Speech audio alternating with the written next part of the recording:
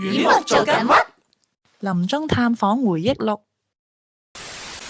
咁我哋3個同工啦，即係義工咧，一齊去到病房咁就見到家人院友嘅女捉住媽媽隻手，見到佢嗰個情形其實好差嘅，因為對眼都擘唔開。嗰個女就開始講：我媽媽都係返宣道會嘅，但係咧，我驚我媽媽唔記得耶穌。咁我話：梗係唔會啦，點會啊？耶穌一定會記得佢嘅羊㗎，咁樣。咁跟住就阿寶珠啦，其中一個義工，佢就話：不如我哋為佢祈禱啦。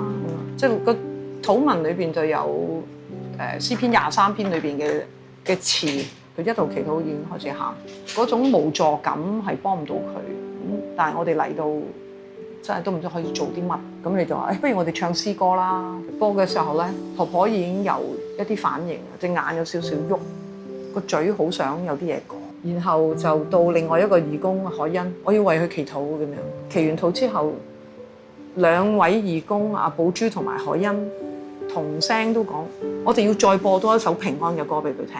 婆婆嘅面色咧就係由蒼白變到灰白嘅顏色。呢個顏色咧，其實我好熟悉嘅。2000年我爸爸走嘅時候，我陪佢走，就係呢個面色噶啦。寶珠又開始喊得好犀利，跟住話：咩你為佢祈禱？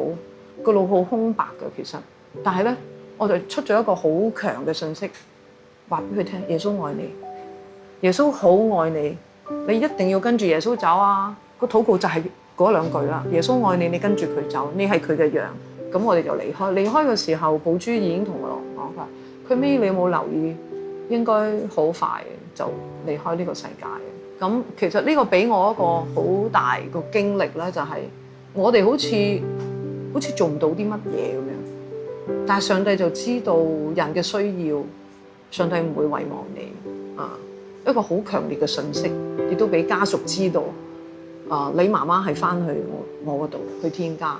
我諗呢個係對家屬最大嘅安慰。上年我哋咪有啲目標嘅。如果真係有多一啲嘅資源嘅時候咧，我哋好希望咧可以咧有一啲嘅兼職啦，或者有一啲可以請到一個咧全職嘅人手。Hello， 我係 Lilian啊，我已經喺北大嶼山醫院院務部做咗半年嘅同工啦。不過我可能出年就會消失啦。係喎，我哋唔知夠唔夠錢請你喎。咁點算啊？咁就靠晒你哋啦！11月1號步行籌款，預埋你。有興趣報名嘅可以揾返堂會牧師，又或者直接聯絡北大嶼山醫院院牧事工34677570，34677570。